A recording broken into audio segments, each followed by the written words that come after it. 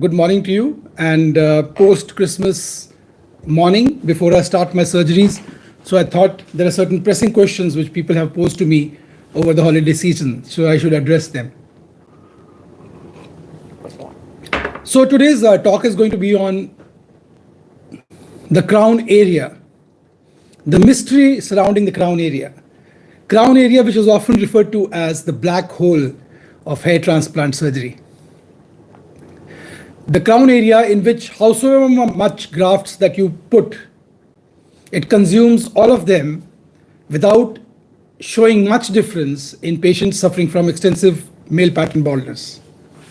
And there was this interesting episode of a patient coming to me and asking me, "Doctor, why do you call this area, the round circular area at the back, why do you call this the crown?"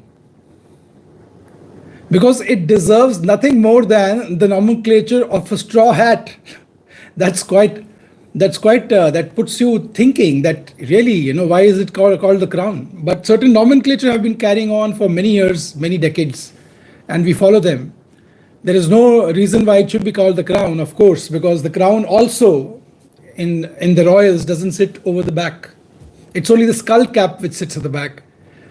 So he says, why not call it the straw hat? It really set me thinking.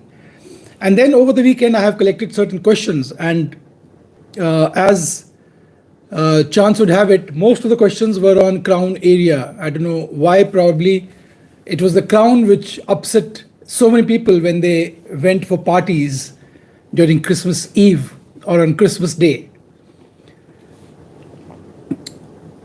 So let's go and address these questions one by one. There are 10 questions which I will address and hope to seek a solution to for you, because not solution, but certain limitations that I would like to draw to your attention. So it is all about having extensive male pattern baldness with strong family history of baldness. You're reaching a doctor at a young, tender age of 25, 26, 27, visible thinning in other areas, donor area compromised, low density, much miniaturization, and also the doctor not being able to fathom whether you are the right candidate who will be able to, for a long term, be on medication. So these are all the odds that the doctor is facing when he's planning your crown restoration. And he knows that your donor area is limited. After all, you cannot squeeze blood out of stone. You can't, there's only a limit. A normal crown area, a normal scalp donor area, if we were to confine ourselves to only the safe zone, the permanent zone while harvesting, does not in the first session yield any more grafts than 3,500. People talk about 8,000, but most of the people are either talking about follicles or they are over harvesting, going beyond the safe zone, or thirdly, the obvious, they are bluffing. So you can imagine that if you cannot harvest more than 3,500 grafts in one session, keeping the ratio, golden ratio of 1:5 while harvesting, that is harvesting only one hair out of every 5 to prevent injury to the remaining hair and to prevent scarring, visible scarring. So if you cannot harvest more than 3,500 grafts and you have extensive baldness, and your bald area visibly appears bigger, much larger than your donor area, which is here, whereas the bald area is bigger, it appears about double the size.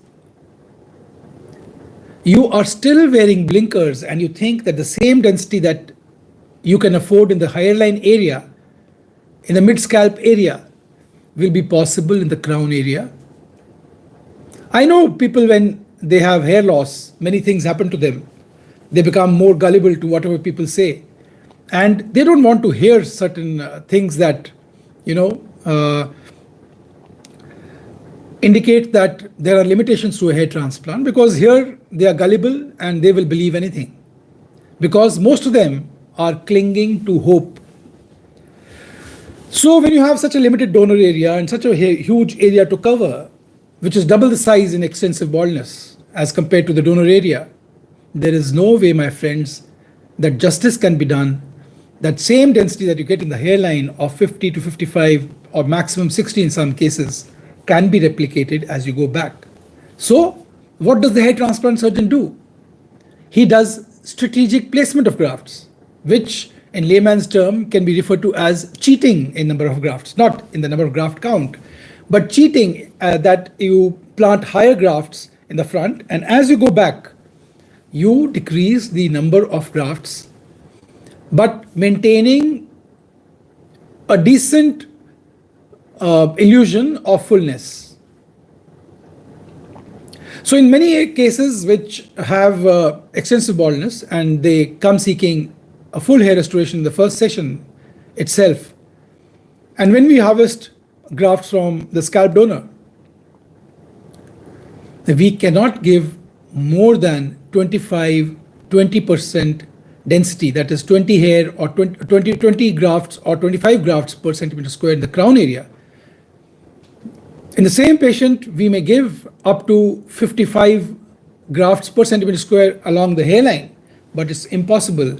If you have a scientific background, if you have done mathematics in your school days, which everybody has, you can one day put a sheet, cut it out, and calculate the area of the baldness, and then cut out a similar sheet and calculate the area of the scalp donor, and you will see there is a significant mismatch.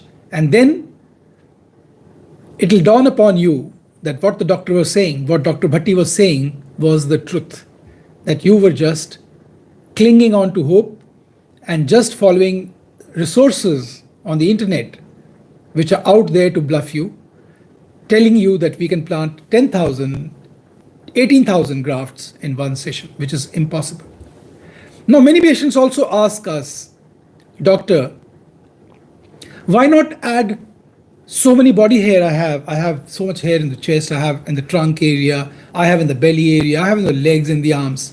But my dear friends, all these hair are not transplantable, because if these hair are vellus in nature, in most cases they are, very few terminal hair grow on the arms and the legs and the back and even on the belly. Because if they are vellus, firstly, they will not withstand the process of transplant, and secondly, when they reach your head, most will not grow. And even if they grow, they will not reach the size that you wanted them to grow. Vellus hair have that limitation. So we are only seeking terminal hair which are at a limitation. But suppose, let's say that the person has a lot of terminal hair all over the body and he wants to transplant it over the head because he has paucity of grafts in the donor area of the scalp. Well, even then, because the grafts in other bodily areas have different unique characteristics. They are not like scalp hair. They will not look natural. So when we use body hair, be it from the beard, be it from the chest, the preferred sites of body harvest, we have to mix them in the ratio of 1:4, at least 1:3. That is, for every body graft, one body graft, we have to put 3 scalp hair. So that is the limitation of a hair transplant, that if you have only 2,500 grafts available here, you divide it by 3, you can only put 800 grafts from the body for it to look natural.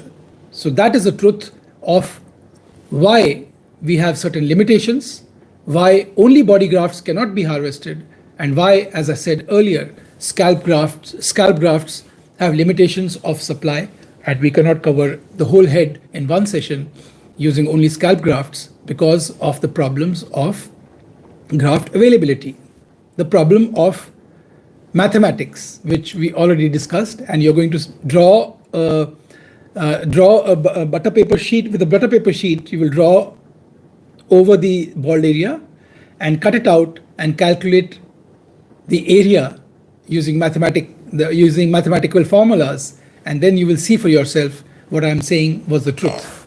So we then go on to the next question. Why do doctors not harvest more than 3,500, 4,500 grafts from the scalp donor? Well, as I'd said earlier, you have to maintain a golden ratio of 1:5 of harvest. Anything more than this will cause over-harvesting, which will lead to shock loss, because if you're too close to other hair, you will traumatize them, and some of them may go away forever. And then it can cause patchiness. it can cause scarring, it can cause visible aesthetic ugly appearance.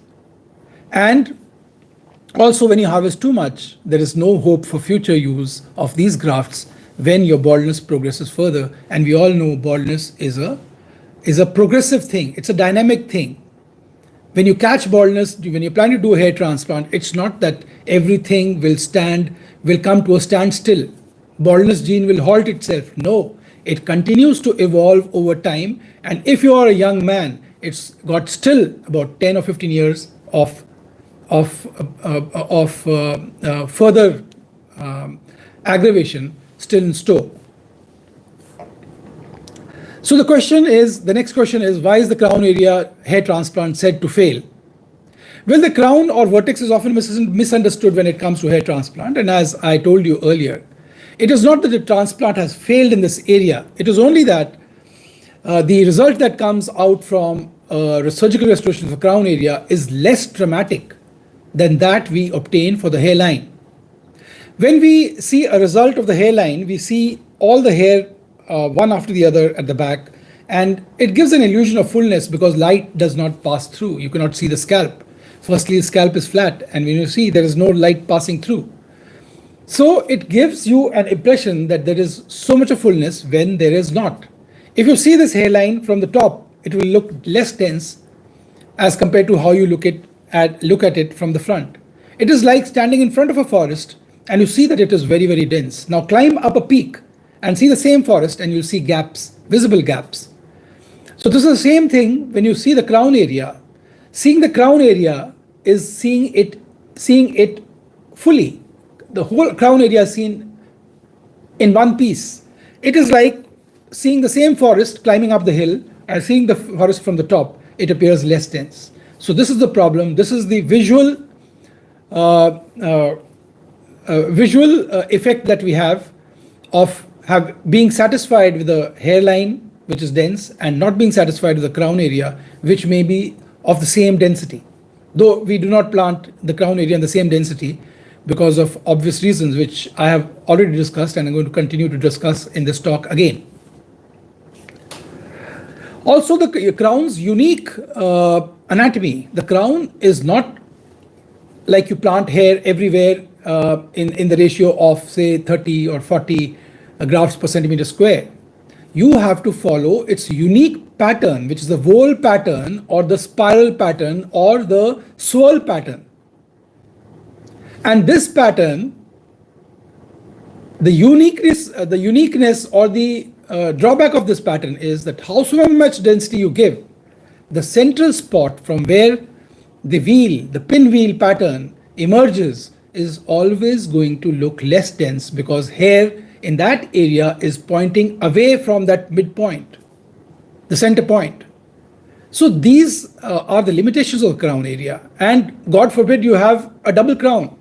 If you have a double crown, so many grafts are wasted in following the swirl pattern. It's crazy. And then the center point will never be as dense as you want it to be. So these are the limitations which we need to know before going in for a hair transplant for the crown area. And also the crown area is more prone to visible thinning. Now when we plant graft, say a person comes to you and he says that, doctor, I have only a crown area baldness and give me a high density, give me say 60, 65 grafts per centimeter square in the crown area. Should you do that? Should you do that if the patient also has strong family history of baldness? No, you will not do that. Why? Because his crown, which presently is seeming to be, say, about 80 centimeters square in area, is soon going to evolve further as baldness progresses and is going to expand circumferentially, and there's going to be a gap all around, like a ring shape around them. And if in the meantime his hairline is also thinned out and he needs a hair transplant along the hairline also, can we, in a patient of extensive baldness, spare grafts for using them in that new area which has appeared in the crown, that ring-shaped area around the perimeter, like a halo, creating with the same density of 50-55 centimeter per square? No, we will at some point of time run out of grafts. So therefore, giving very high density in the crown area is not the right thing to do, because it is going to eventually give you a crown effect at the back, which you just cannot hide. And eventually you will go bald, you will shave it off because you have lost the battle of baldness. And then we come on to the other question. Is growth of transplanted hairs difficult for the crown area? No, the crown area has almost the same blood supply as the other areas of the scalp do. Might be a little less because it is the furthest point from the major vessels which are going up and supplying, but that is sufficient to grow grafts. It does not have less donor supply. The only limitation it has is a swirl pattern, and it demands precise placement of grafts to maintain the natural appearance. So next, why can we not give the same density in the crown area as we do for the hairline? So as I discussed earlier, when you have limited number of grafts, you have to prioritize placement.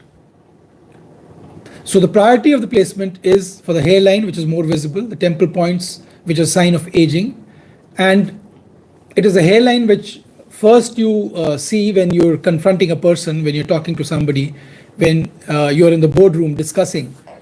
It is the hairline which is of most important, which is of most importance in your appearance, because it frames the face and draws immediate attention to you.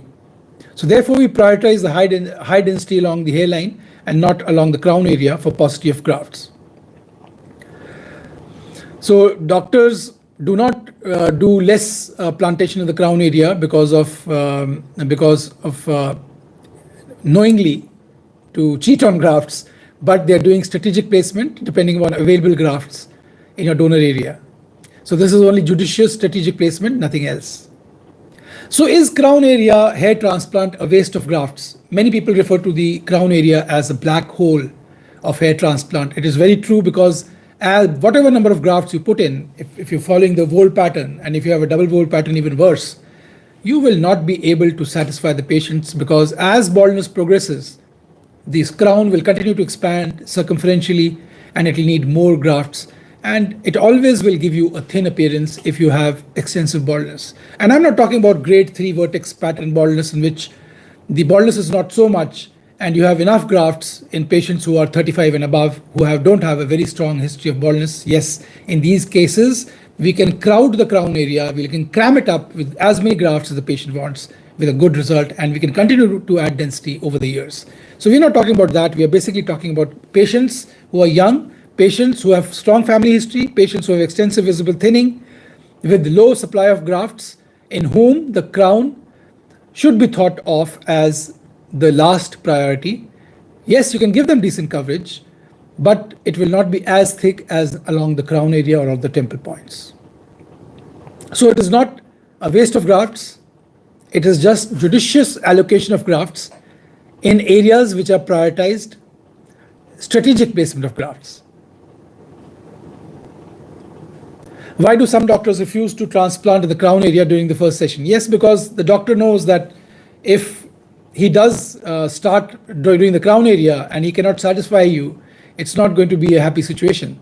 And also, when the crown is to be done, you cannot, since it is a one aesthetic unit, you have to completely cover it fully, not leave it half or give it a crescent shape. It will look unnatural, because the crown is always circular when it is bald. So you have to maintain that circular boundary. If you're short of grafts, you only cover the hairline, the mid-scalp, the temple points, and leave that circular thing at the back, and don't cover it half, because it will look very, very unnatural.